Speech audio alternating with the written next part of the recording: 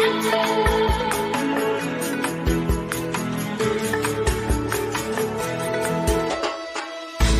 coucou! Je te souhaite la bienvenue sur Créatrice Power, le podcast entièrement dédié au développement de ton entreprise créative. Moi, c'est Eleonora, juriste et conseillère financière le jour et créatrice d'objets en tissu la nuit. J'interviewe pour toi des femmes inspirées, inspirantes et ultra compétentes afin de te donner toutes les clés pour faire grandir ta marque et ton univers. Si tu as envie de laisser ton empreinte dans le monde des créatrices et montrer tout ton talent, tu es au bon endroit. Bonne écoute! À toutes mes copines et collègues créatrices, bonjour, Charlène, bienvenue et merci d'avoir accepté mon invitation à venir partager ton expertise et tes conseils avec les auditrices de Créatrice Power. Je suis très heureuse de te recevoir dans ce podcast parce que je suis certaine, mais alors certaine, que ton franc-parler et ton amour véritable pour l'accompagnement des personnes et des marques qui souhaitent se démarquer sur les réseaux sociaux aideront de nombreuses auditrices. Dans l'épisode du jour, nous allons décortiquer avec toi tout ce qu'une créatrice devrait mettre en place pour réussir à vendre ses créations par le biais d'Instagram. Alors, les filles, je sais qu'on est toutes persuadées de savoir ce qu'il faut mettre en place pour optimiser son compte, toucher sa cible, mais croyez-moi, Charlène va vous démontrer le contraire. Avant de nous lancer dans le vif du sujet, j'aimerais te demander de te présenter pour que les auditrices découvrent qui tu es ou redécouvrent qui tu es, ce que tu fais et comment, entre autres, tu aides les créatrices au quotidien. Et alors, j'aimerais, une petite spécificité, te demander en fin de présentation de bien vouloir partager avec nous ta devise. Je trouve que c'est quelque chose qui en dit long sur quelqu'un sans pour autant rentrer dans son intimité. Écoute, déjà, je suis ravie aussi, Eleonora, d'être là aujourd'hui et de parler avec toi dans ce podcast. Voilà, donc je suis très honorée que tu m'aies proposé d'intervenir sur cette partie qui concerne Instagram, les réseaux sociaux et les stratégies de communication. Alors, très rapidement, moi, je suis Charlène, je suis consultante en marketing et communication digitale. J'ai lancé Charlie la Pipelette il y a à peu près 1 an et demi. Avant ça, j'ai travaillé 10 ans dans la communication en région parisienne, principalement en agence, mais également directement pour des marques dans le secteur de la cosmétique et du prêt-à-porter notamment. Donc voilà un petit peu pour mon parcours. Merci. Et alors ta devise? Alors ma devise, elle est vraiment pas originale du tout, mais c'est une devise que j'ai en tête depuis que je suis toute petite. Donc tu vas voir, c'est un truc qu'on a déjà tous entendu. C'est vraiment quand on veut, on peut. C'est vraiment nul, hein, mais et il y en a beaucoup qui vont dire voilà, c'est pas terrible comme devise. Mais en fait, si tu veux, quand j'étais petite, par exemple, j'étais très mauvaise en sport et notamment au ski. Et je me revois encore, tu vois, j'ai des images de moi à 10, 11 ans en train de galérer à suivre mon papa et mon frère sur les pistes de ski quand il y avait plein de neige et qu'il faisait très froid et qu'on avait un temps de chien, tu vois. Et en fait, je me disais ça dans ma tête, quand on veut, on peut, quand on veut, on peut, quand on veut, on peut. Et tu vas y arriver. Et en fait, ça m'a toujours, voilà, c'est un truc qui m'a toujours tenue et qui m'a toujours boostée. Et je me dis que rien n'est infranchissable dans la vie. Voilà. Et à quel moment de ta vie, du coup, tu t'es rendu compte que cette devise était importante? Est-ce que c'est sur ces pistes de ski ou c'est lors d'autres choses? Bah, plein de moments, tu vois, ça a commencé jeune sur des petites ambitions qu'on a quand on est ado et parce qu'on n'est pas encore dans la vraie vie. Mais en fait, après, ça m'a tenue et même professionnellement, tu vois, le fait de passer entrepreneur, de plus être salarié, de décider d'entreprendre, d'aider les autres, de choisir aussi ses projets et la qualité de ses projets, la qualité de ses clients. Tout ça, c'est du quand on veut, on peut, quoi. C'est aussi se donner les moyens de réussir. Et j'espère qu'aujourd'hui, je vais pouvoir donner des conseils justement aux créatrices pour leur dire que quand elles veulent, elles peuvent et qu'elles ont en elles probablement déjà beaucoup de moyens pour réussir. Bien, je te remercie infiniment. Et je te propose de passer à cette première question. Alors, elle est un petit peu provocatrice, mais je sais que tu vas la comprendre. J'ai envie de commencer en te demandant si aujourd'hui Instagram, c'est encore une plateforme qui permet aux créatrices de vendre leurs créations et de vivre de leurs ventes ou plus tant que ça? Non, c'est une question qui est hyper intéressante parce que les réseaux sociaux, ça bouge vite, ça évolue très vite et il y en a tout le temps qui apparaissent. Il y en a qui meurent vite aussi, hein, il y a des engouements et puis ensuite ça s'essouffle et puis il y en a d'autres qui au contraire vont pérenniser dans le temps et vont peut-être prendre la place d'Instagram un jour. Donc non, c'est une très bonne question. Pour moi, aujourd'hui, en 2023, la réponse est oui. C'est encore un réseau qui, à mon sens, a de la valeur et a du sens, notamment pour les créatrices. Je vais te donner plusieurs raisons à ça. Bon, déjà, il faut savoir quand même que c'est un réseau qui est très utilisé en France. La France, bon, je sais que tu es belge, moi je suis française, donc je connais ce chiffre français, mais c'est 26 millions à peu près d'utilisateurs en France. On est le 12e pays à utiliser Instagram. Donc, tu vois, il y a du monde sur la plateforme. C'est un réseau qui va être vraiment utilisé par la génération millennials et la génération Z. Donc, tu vas avoir 61% vraiment de millennials et de génération Z. En gros, c'est les 15-35 ans, tu vois, qui sont sur ce réseau. Et puis, il y a un autre truc à prendre en compte avec Instagram, c'est que c'est un réseau qui a la culture du beau. C'est un réseau d'esthètes.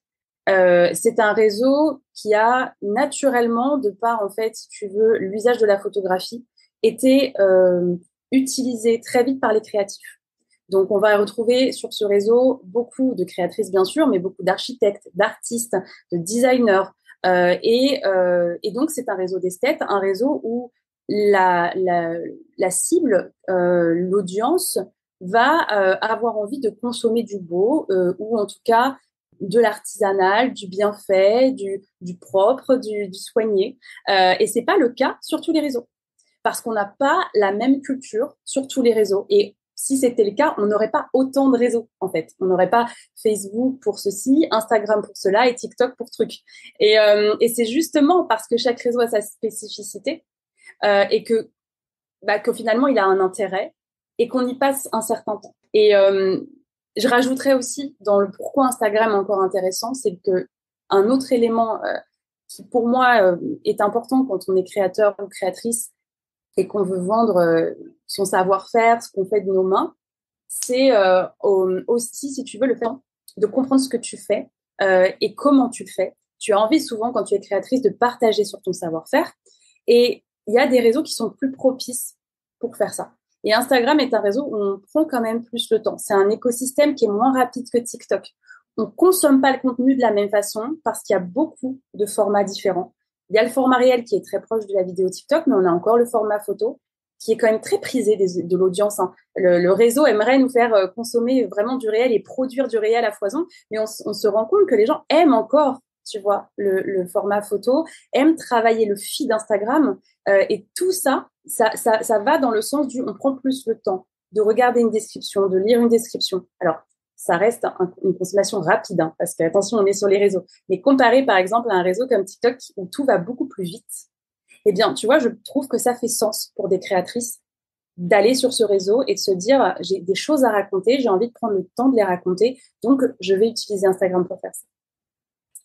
C'est super intéressant ce que tu dis parce que c'est vrai que pour consommer de l'Instagram et du TikTok, c'est quelque chose qu'on voit beaucoup, à savoir que Instagram, c'est vraiment l'artisanat dans le sens slow fashion, plutôt vraiment quelque chose de très doux. On voit les comment faire, on voit la création, on voit les différentes étapes. Et alors sur TikTok, c'est plutôt des choses comme l'emballage, plutôt je trouve aussi de l'ASMR ou d'autres manières de partager sur ces créations. Mais je me permets de laisser le sujet de TikTok en suspens parce qu'on y revient peut-être un tout petit peu plus tard. Mais en tout cas, merci pour cet éclairage sur ce point. Je suis tout à fait d'accord avec toi. Et du coup, ça me donne envie de rebondir parce que j'entends très bien qu'en 2023, Instagram est toujours d'actualité pour les créatrices. Mais alors, est-ce que tu pourrais me dire pourquoi il y a tant de créatrices qui sont sur l'application, qui passent beaucoup de temps, qui publient, qui présentent leurs produits, qui interagissent avec leur audience, qui mettent de belles photos, qui font plein de stories, bref, qui font tout ce qu'elles peuvent pour rendre leurs produits visibles et attrayants, mais qui au final n'arrivent pas à vendre leur création ou très peu? Mais la question, elle est une fois de plus très intéressante. En fait, c'est vraiment pourquoi on a aujourd'hui des créatrices qui vont échouer malgré un investissement énorme. Et ça, je le constate aussi puisque c'est mon métier au quotidien et que j'accompagne des créatrices notamment. Et en fait, moi, je voulais déjà revenir sur une première chose. Qu'est-ce qu'on entend par échouer? Moi, dans mon métier, en tant que consultante marketing et communication, quand un client me dit je suis en train d'échouer, ce qui m'intéresse, c'est surtout de savoir est-ce que tu vends ou est-ce que tu ne vends pas. Si la réponse à cette question, c'est que tu ne vends pas, alors oui, effectivement, tu es en train de vivre un échec. Parce que l'important, c'est d'être rentable quand on lance une activité et qu'on fabrique des produits et qu'on essaye de les vendre. Si, par échouer, tu entends que eh bien, tu es au tout début de ton activité, que tu n'arrives pas à générer du like ou du commentaire, ou que ton nombre d'abonnés il grandit pas aussi vite que tu aurais aimé qu'il grandisse, pour moi, tu n'es pas en échec, tu es en train d'apprendre. Parce que ça, c'est les premières étapes par lesquelles tu vas devoir passer. Et de toute façon, tu vendras pas tant que tu n'auras pas passé ces étapes-là. Donc, on n'est pas encore dans un échec professionnel, on n'est pas encore dans un échec de business, on est en fait en apprentissage de la plateforme. Et ça, je tiens vraiment à le dire pour rassurer aussi les créatrices qui se lancent, qui commencent un business et qui veulent utiliser Instagram comme canal d'acquisition. C'est long, ça prend du temps, c'est de l'acquisition organique. Ça veut dire que c'est un marathon, c'est une course de fond. Ce n'est pas un sprint, les filles. Voilà, déjà. Ensuite, pour répondre un peu plus précisément à ta question du bah oui, mais voilà, je fais plein de posts, je fais plein de stories, j'essaye de faire plein d'efforts et j'ai vraiment pas de résultats. Que ce soit des résultats en termes d'abonnement, en termes de likes, de commentaires ou de ventes. La réalité, c'est que ce que j'ai constaté aussi de par mon activité, c'est que la plupart des créatrices, si tu veux, elles se lancent par passion et elles se lancent corps et âme et à corps perdu. Je sais pas si tout ça a du sens, mais dans leur projet. Ce qui est génial parce qu'en fait, c'est voilà, j'aime faire des bijoux, j'aime faire des bougies, j'aime fabriquer, j'aime tu vois travailler des tissus, des choses comme ça. Et en fait, je veux en faire mon métier, je me lance là-dedans. Et quelque part, ce qui guide, c'est la création, c'est surtout l'envie de fabriquer du produit. Et pas forcément l'envie derrière, si tu veux, de monter un plan, un business plan, de s'attarder sur des choses, on va dire, bah, plus voilà, soporifiques, administratives, etc. Et le problème, il est aussi bien souvent de là. C'est qu'en fait, on ne pense pas forcément en amont une vraie stratégie marketing et on a souvent des fondations qui sont absentes, en fait, chez les créatrices. Et j'en vois énormément arriver vers moi, me dire que leur problème, c'est qu'elles sont nulles sur Instagram. Et en fait, quand je creuse, je me rends compte qu'elles sont pas nulles tant que ça sur Instagram. C'est qu'en fait, elles manquent de connaissances concernant la plateforme. Donc là, si tu veux, c'est un truc qui se règle assez vite. Il suffit de faire de la formation et de s'entraîner, de faire des exercices. Mais en fait, ça, Instagram, c'est 20% de leur problématique. Ce qu'il faut comprendre, c'est que Instagram, c'est en fait ta dernière étape dans ton projet. C'est le levier d'acquisition client. Mais la réalité, c'est qu'avant ça, il y a plein de choses qu'il va falloir que tu actionnes. Ton business plan, ton prévisionnel, ton étude de marché, l'étude de tes clients, une benchmark pour étudier tes concurrents. Il va falloir que tu travailles ton image de marque. Ça passe par ton positionnement, mais ça passe aussi par ton identité visuelle. Et il y a beaucoup de personnes qui vont se lancer sur les réseaux sans avoir travaillé ça. Je pense que, si tu veux, quand tu prends les 20% de difficultés Instagram qui sont existantes chez les créatrices, tu as la moitié qui vont être réglées avec des bonnes connaissances sur l'exigence plateforme, connaissances algorithmes, optimisation de ton compte, de ta bio, ta régularité. Tu vois, genre vraiment des bonnes pratiques que tu vas mettre en place. Et tu vas avoir l'autre moitié qui va nécessiter vraiment de la formation, de l'entraînement, de la pratique, de la méthodo sur le storytelling ou le copywriting. Mais ça, en fait, c'est 20%. C'est des choses qui s'apprennent vite. Tu vois, je tiens vraiment à rassurer les créatrices là-dessus parce qu'elles pensent souvent que c'est une montagne Instagram. En réalité, c'est pas une montagne. Ça demande du temps et de l'entraînement, mais c'est pas c'est pas les fondations de ta marque. Et vraiment, la plus grosse des erreurs, c'est de se lancer sans avoir travaillé les fondations de ta marque.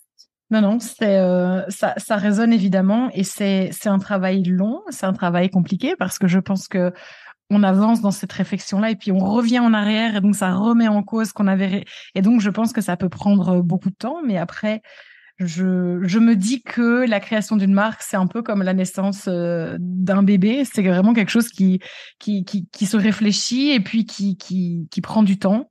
Et donc, le fait de réfléchir et puis de mettre tous les éléments en cohérence aussi, parce qu'on peut aimer plein de choses et puis se rendre compte que simplement toutes les réunir, ben, ça suffit pas à créer quelque chose de cohérent.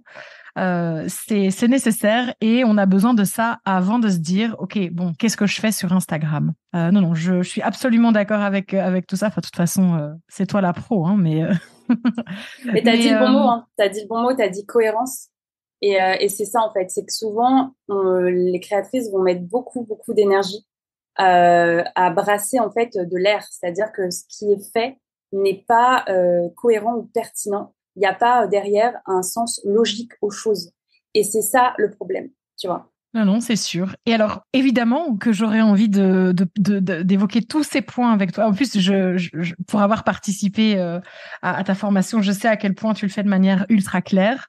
Mais je voudrais partir du postulat que ces réflexions sur les fondations sont faites et que la créatrice a tout ça en main. Donc, elle a vraiment une réflexion qui a été faite sur son positionnement, sur son identité de marque, etc. Et elle décide maintenant de se lancer sur le réseau social Instagram ou de relancer ou en tout cas de faire en sorte que ça devienne un outil vraiment intéressant et qui mène à des ventes parce qu'au final c'est ça, hein, comme tu le dis, c'est le nerf de la guerre. C'est à partir du moment où on décide de devenir une entrepreneuse créative et donc dans entrepreneuse créative il y a entrepreneuse. Ben on s'imagine forcément gagner de l'argent, pouvoir en vivre, et puis pas uniquement gagner de l'argent, mais faire grandir son entreprise, et puis pas uniquement se rembourser les petits frais qu'on a mis dans les créations qu'on vend, mais vraiment avoir des projets à long terme, pouvoir investir, pouvoir, etc.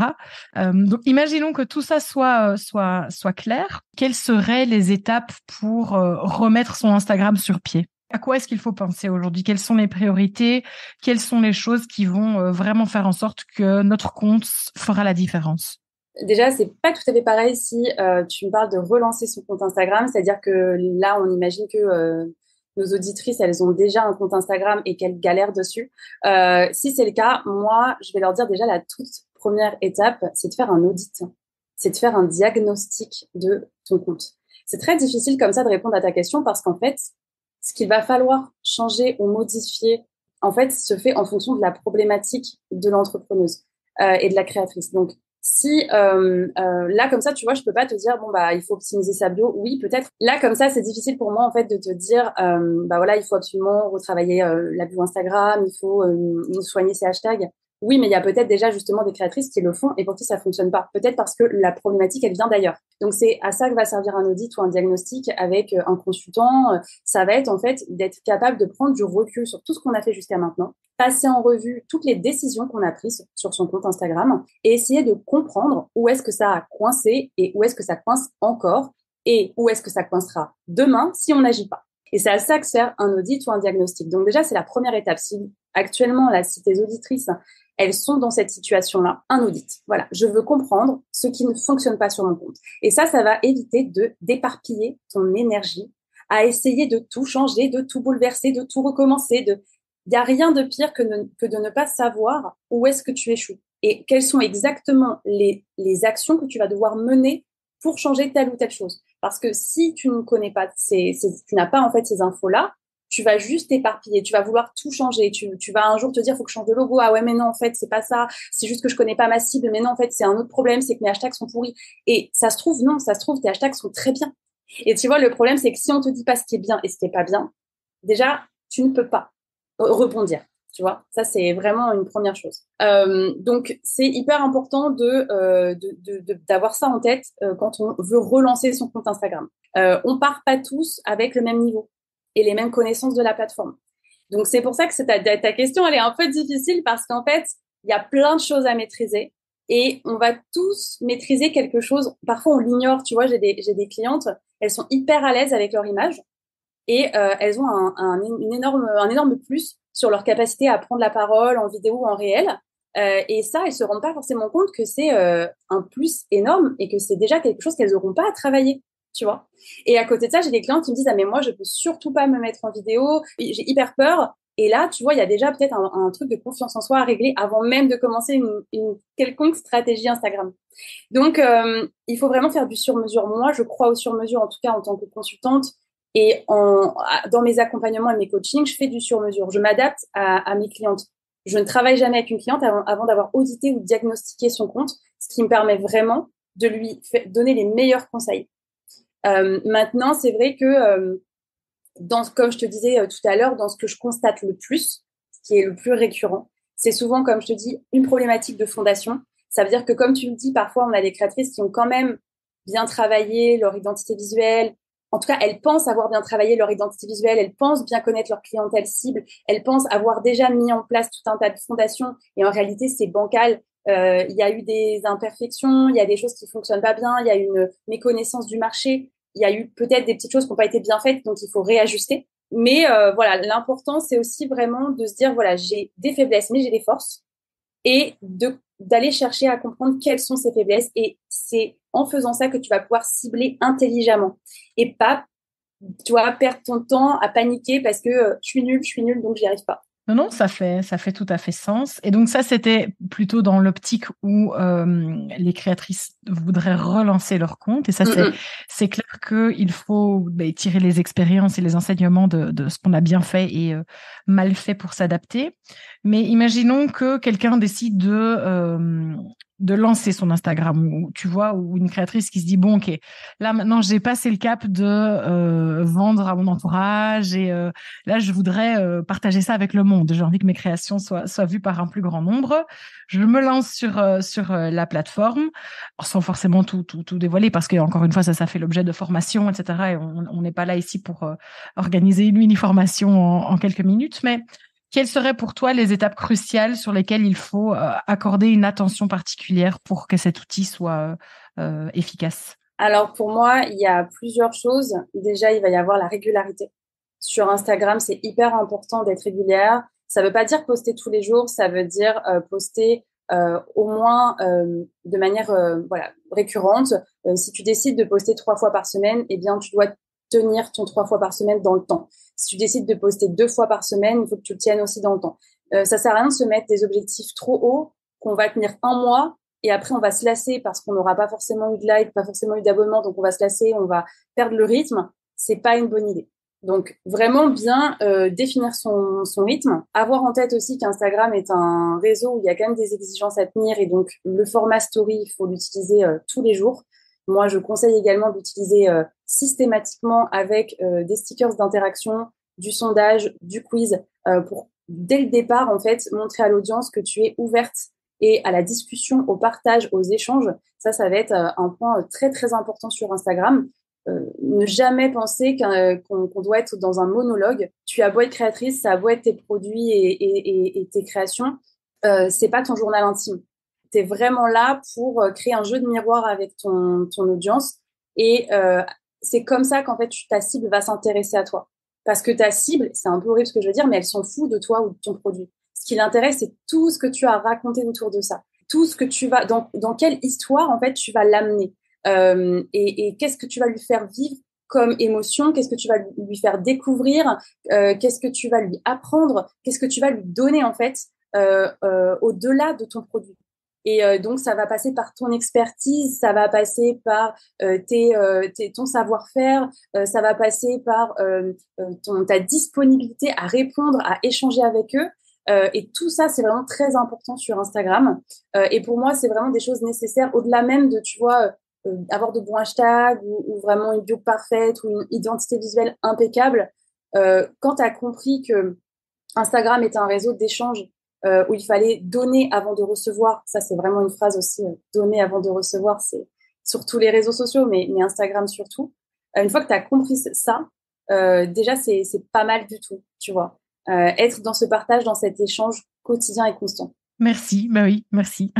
C'est limpide, c'est clair. Je voudrais aborder avec toi la notion de stratégie de contenu. Alors, je vais pas aller jusqu'à dire que c'est comme le monstre du Loch Ness, tout le monde en a entendu parler et jamais personne ne l'a vu, parce que ça existe et c'est une réalité.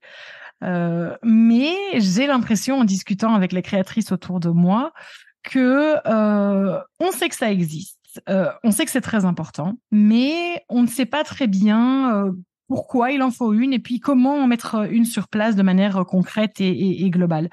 Et si tu es d'accord, j'aimerais que tu nous aides à comprendre à quoi ça sert pour une petite marque de créatrice, entre guillemets, hein, je mets des guillemets, et que tu nous expliques comment mettre une sur pied qui fonctionne. Alors, encore une fois, on n'est pas là pour construire une stratégie de contenu individuel, mais vraiment les grandes lignes pour nous aider à comprendre tout ça. Et peut-être, je rajoute une petite question par rapport à ce que tu disais tout à l'heure. Est-ce que la stratégie de contenu, ça fait partie de ces fondations ou est-ce qu'on est déjà dans l'application et le levier de vente sur Instagram? Alors, donc, première chose, pourquoi avoir une stratégie de contenu? À quoi ça sert? Ça va servir sur plusieurs choses. Déjà, ça va te permettre de gagner du temps. voilà, de gagner du temps dans ton travail, d'éviter de t'éparpiller. Quand on travaille une stratégie de contenu, en fait, on organise ces posts, on organise ce qu'on va avoir à diffuser dans le mois. Moi, je sais que j'aime bien, enfin, je propose toujours à mes clients de travailler une stratégie de contenu au mois. Et ça permet en fait de se projeter. C'est hyper important quand on est entrepreneur de se projeter et de toujours en fait avoir un temps d'avance sur son business. Et c'est ça qui fait la différence entre les entrepreneurs qui se font diriger par leur business et les entrepreneurs qui dirigent leur business. C'est toi qui as le gouvernail en main et donc c'est toi qui guides le bateau. Et ça passe par avoir une vision quand même long terme, tu vois, et pouvoir prendre de l'avance, anticiper au maximum. Donc, ça te fait forcément gagner du temps. Tu vas voir que en 2 jours, 3 jours, tu vas pouvoir, en pensant une stratégie de contenu, te libérer et le reste du temps, tu pourras te consacrer à tes clients, à répondre à tes messages Instagram et à faire tes produits, à les fabriquer. Et tu seras libéré de ça en fait. Tu auras juste tes petites stories à poster tous les jours, mais tes posts ils seront programmés, ils seront faits à l'avance et donc ça va te soulager quoi. Eh bien moi je le dis aux clientes, c'est vraiment se soulager que de penser à ça à l'avance et de mettre ça en place. Ça va te permettre de te structurer. Ça va te structurer toi en tant qu'entrepreneuse mentalement. Ça va structurer ton entreprise et en fait, ça va te faire même te poser des questions. Tu vas te poser des questions instinctivement sur ton client, sur ses besoins. Tu vas anticiper son besoin, par exemple, à Noël, tu vois, mais tu vas y penser dès le mois de septembre et tu vas te dire, comment est-ce que je vais pouvoir actionner ça pour vendre mes nouvelles bougies, pour vendre mon nouveau produit. Ça va t'aider aussi à sentir le marché. Donc pourquoi c'est vraiment tout ça, tu vois, c'est gagner du temps, sentir le marché, mieux connaître son client, guider, être vraiment le leader de son entreprise et pas subir au quotidien le poids de je dois faire un post mais je sais pas quoi dire. Bah là en fait ça n'arrive plus. C'est-à-dire que quand tu t'es mis sur ok je me mets sur ma stratégie de contenu, tu subis plus en fait, tu subis plus le poids de ta communication et de ta promotion auprès de tes clients. Ah, ça, c'est énorme, en fait. C'est énorme.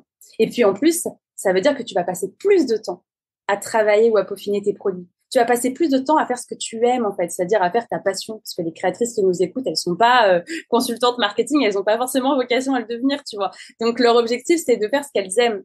Et donc, d'essayer de faire bien et vite. Enfin, ça prend quand même du temps, on va pas se mentir, mais quelque chose qui est plus difficile pour elles, plus rébarbatif, plus soporifique. Donc ça, c'est pour répondre au pourquoi.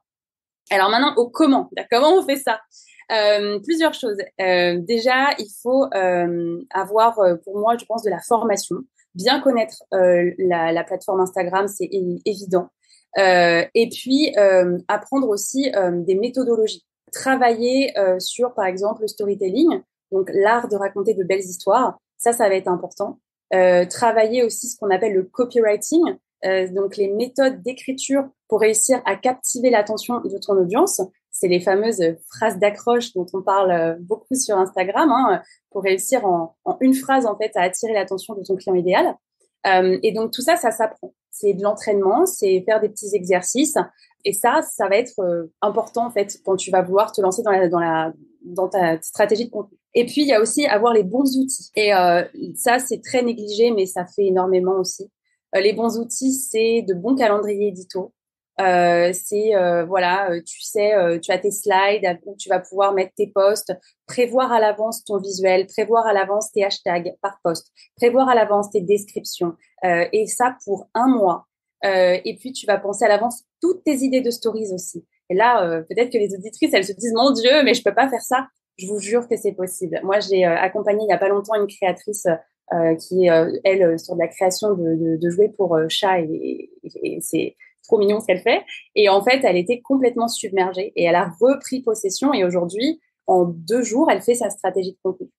En 2 jours, elle fait sa stratégie de contenu, c'est-à-dire qu'elle pense tous ses posts, elle a toutes ses idées, elle sait exactement quel objectif elle va remplir avec ses idées de contenu, elle sait à quelle cible elle s'adresse, elle sait exactement dans quel format elle va publier. Est-ce que c'est un réel? Est-ce que c'est un carrousel? Est-ce que c'est un post?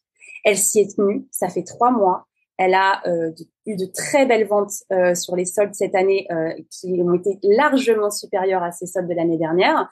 Elle est en train de prendre de la place. Elle fait peur à sa concurrence. Ça fait 3 mois. Et c'est parce qu'elle a mis ça en place et surtout qu'elle a été hyper rigoureuse et qu'elle s'est vraiment autodisciplinée pour appliquer cette stratégie de contenu, voir à long terme, penser à long terme tes lancements produits, anticiper comment tu vas communiquer sur tes lancements produits avec les bons outils et les bonnes méthodes. Voilà comment est-ce qu'on fait. Eh ben, il n'y a plus qu'à. Il y a plus qu'à. C'est pas évident, c'est dur et il faut s'entourer, mais c'est faisable. Alors, tu évoquais tout à l'heure le réseau social TikTok et je sais que tu es une championne de ce réseau social. Moi, c'est là-dessus que je t'ai connue en tout premier. J'aimerais évoquer avec toi la coexistence de ces deux réseaux sociaux. Alors, ce sont deux réseaux sociaux en vogue pour le moment. Ils permettent tous les deux de vendre ses créations. Mais j'ai l'impression que qu'en tant que créatrice, alors soit on est pro TikTok, soit on est pro Instagram, ou alors on sait pas très bien et alors on se retrouve dans une situation où on publie la même chose des deux côtés et donc ça fait un peu doublon et donc pourquoi au final on a l'impression de jeter une bouteille à la mer, de dire bon, mon réel je vais le prendre ou mon TikTok je vais le prendre, je le publie sur l'autre plateforme et on verra bien. Alors on sait bien qu'avec les on verra bien, bon, ça a peu de chances de fonctionner. Alors quelle est ton opinion sur la question en ce qui concerne les créatrices? Est-ce que c'est intéressant de développer sa présence sur TikTok pour une créatrice? Et si c'est intéressant, quels sont les pièges à éviter ou qu'est-ce qu'on peut faire pour faire en sorte que ce soit intéressant de manière globale par rapport à sa marque? Alors, effectivement, c'est bien de parler de TikTok. Moi, c'est mon réseau de prédilection et moi, aujourd'hui, c'est grâce à TikTok que je vis concrètement. Vraiment, 90% de mon acquisition client se fait grâce à TikTok. C'est le réseau personnellement que j'ai décidé d'investir à titre personnel. Alors, est-ce que pour les créatrices, ça va être intéressant? Aujourd'hui, oui. Ce que je connais du marché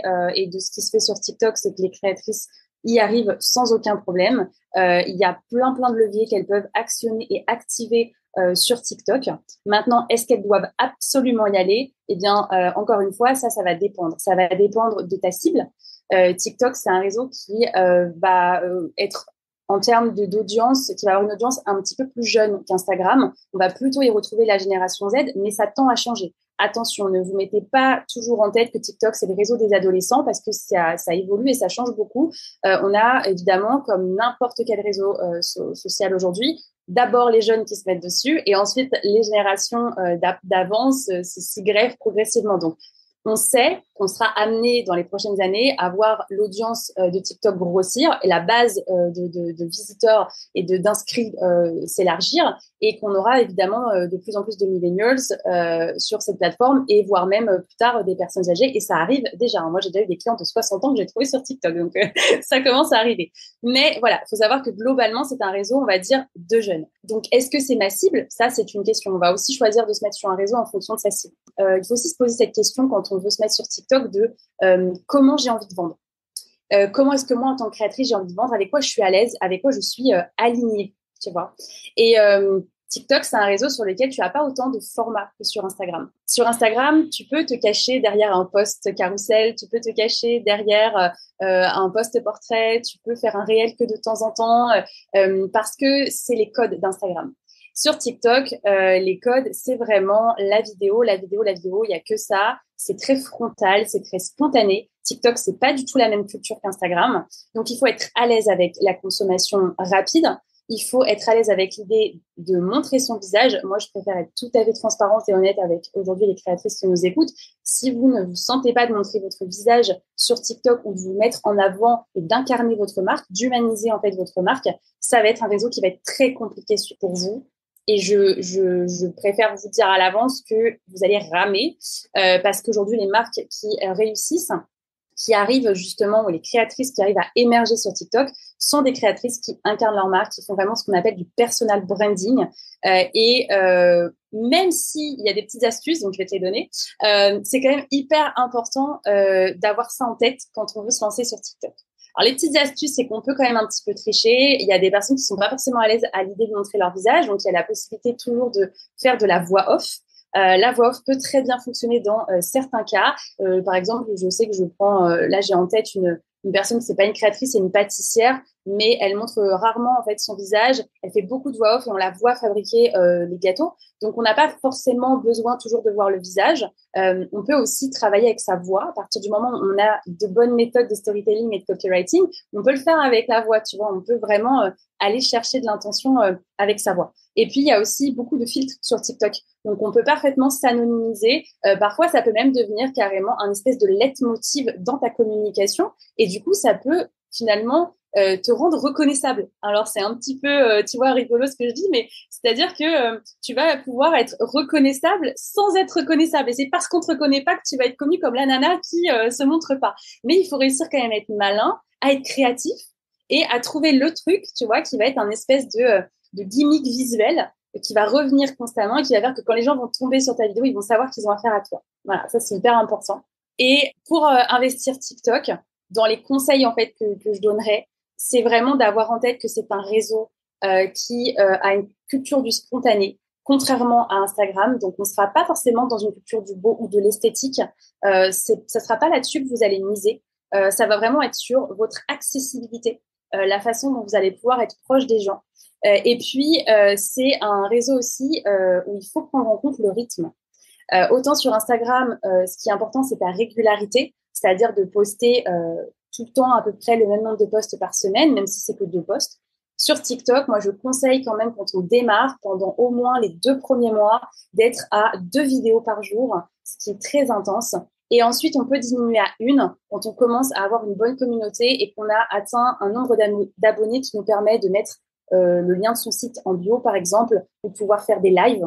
Une fois qu'on commence à avoir ces options-là ces fonctionnalités en fait qui se libèrent en fonction des paliers en termes d'abonnés, eh bien, on peut respirer un peu plus et on peut baisser un petit peu son nombre de vidéos, mais en tout cas, 1 par jour minimum. 1 par jour minimum. Et c'est un réseau aussi où le live va être très important. Le format live est vraiment très mis en avant sur TikTok. Donc, il faut l'utiliser. Moi, je conseille à mes clientes de le faire 1 fois par semaine, un jour où elles sont tranquilles, plutôt le soir. Les lives, ça peut être sur plein de sujets différents. Ça peut être les coulisses de fabrication de vos produits. Ça peut être vous en train de préparer des commandes. Ça peut être une interview avec une cliente pour comprendre ses besoins et ses problématiques. Ça peut être un live où vous allez donner des conseils, où vous allez apporter de l'expertise. Il y a vraiment plein de choses qui peuvent être abordées en live.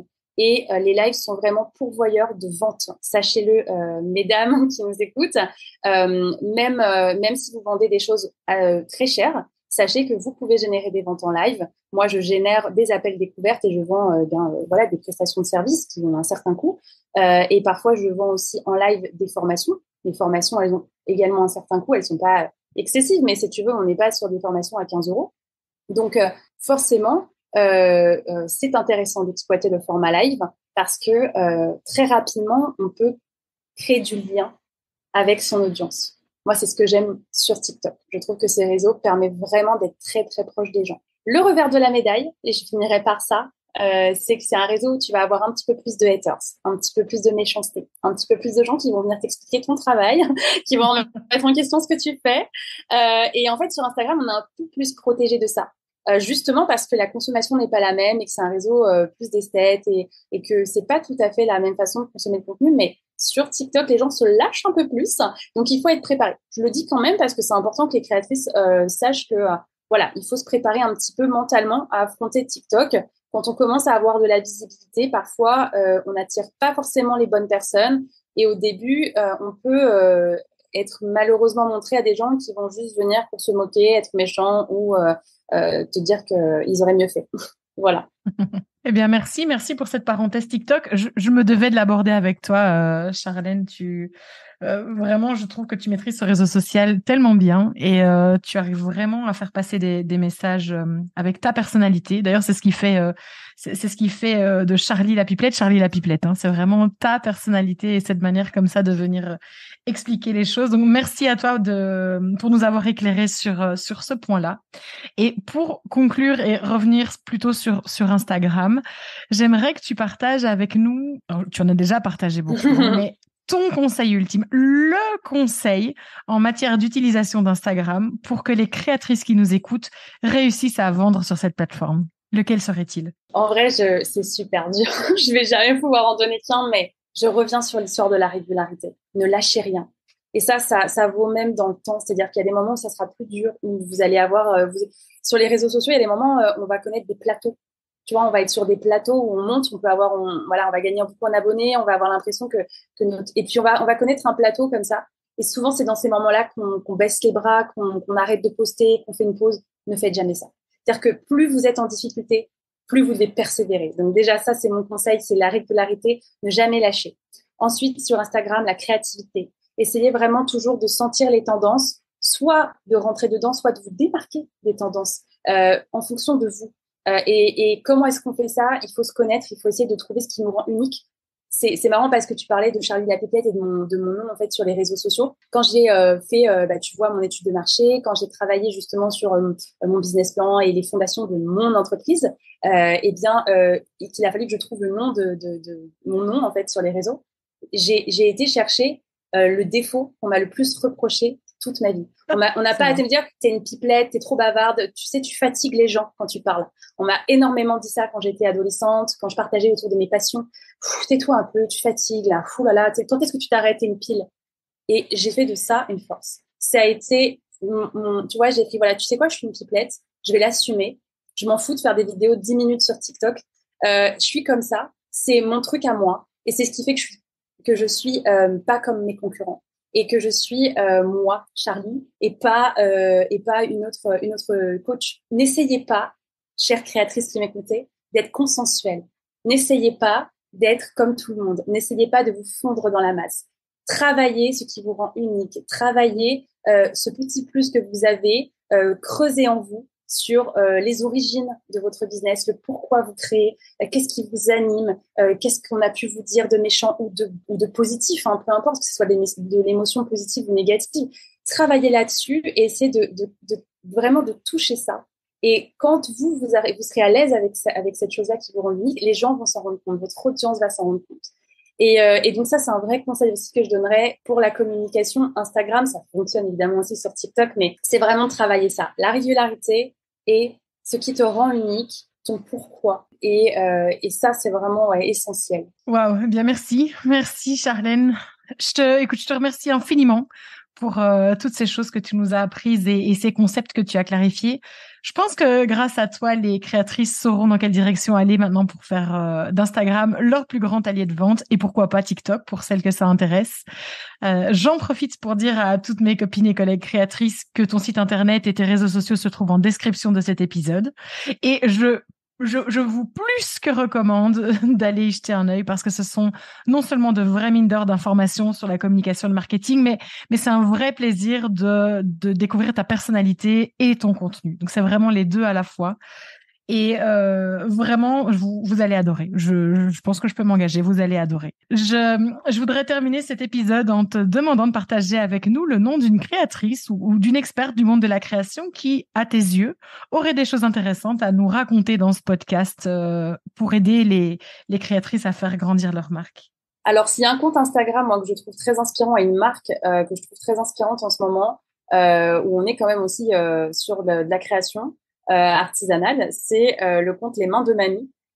C'est une marque qui a vraiment décollé sur les réseaux avec un concept très fort qui est en fait de fabriquer des mailles à la main, mais par des mamies. Voilà. Et donc en fait, quand tu achètes ton pull ou ton gilet, eh bien c'est une mamie qui chez elle en France tricote et prend le temps de tricoter ce pull pour toi. Et en fait, voilà, je trouve le concept absolument génial. En plus, au-delà de ça, c'est une marque qui est vraiment investie avec des belles valeurs humaines, écologiques, éco-responsables, etc. Et cette marque, elle a vraiment décollé d'un coup parce que le concept est fort, mais parce qu'aussi leur communication, elle est vraiment très, très forte. Donc, j'invite tes auditrices à aller regarder un petit peu la façon de communiquer sur Instagram. Vous allez voir qu'on est vraiment sur de l'authentique. Les mamies, on les voit, on les cache pas. Il n'y a pas de honte à montrer les mamies. Au contraire, c'est grâce à elles que la marque existe. C'est elles qui tricotent les pulls et on rentre dans leur quotidien, on rentre dans les coulisses, on voit la fabrication. On a un partage générationnel qui est super, qui est hyper frais, qui est hyper agréable à consommer sur Instagram. Des belles valeurs de marque. En fait, il y a vraiment un cocktail parfait pour moi, tu vois, à travers cette marque. Et puis alors, pour moi, l'apogée là, c'est que cet été, ils ont travaillé avec Lena Mafouf, Lena Situation. Ils ont collaboré avec son hôtel Mafouf éphémère à Paris. Donc, tu vois, quand tu es une marque, tu as 25 000 abonnés sur Instagram et qu'en un an, tu as fait ça, c'est qu'il y a des choses à aller récupérer. Donc, voilà, je pense que tes auditrices peuvent aller voilà, travailler, exploiter, essayer de comprendre les mécanismes qui ont fait que cette marque a autant réussi à s'implanter d'un point de vue digital et d'un point de vue réseaux sociaux, quoi. Eh bien, je ne connaissais pas la marque, mais moi qui suis une grande friande de storytelling et d'histoire autour de la marque, j'ai vraiment envie d'aller les découvrir et ben, je leur lance l'invitation. Si elles ont envie de venir en parler sur le podcast, ce sera avec un grand plaisir. Merci à toi pour ce partage. Encore un tout grand merci pour tout. Les copines créatrices, je vous invite vraiment à aller voir ce que fait Charlène sur les réseaux et je te dis à très bientôt. Merci à toi, Eleonora. À bientôt. Merci infiniment d'avoir écouté cet épisode de Créatrice Power. J'espère qu'il t'a apporté inspiration, connaissance et de quoi nourrir ta réflexion pour faire grandir ton entreprise créative et ta marque. N'hésite pas à noter cet épisode sur ta plateforme d'écoute préférée et à le partager sur les réseaux sociaux. Cela me permettra de grandir avec toi et de fournir toujours plus de contenu de qualité. Rejoins-moi sur la page Instagram de Créatrice Power pour obtenir davantage de conseils et d'inspiration entre chaque épisode du podcast. Je t'y accompagne de 1001 façons pour faire briller ta créativité et réaliser tes rêves. À bientôt.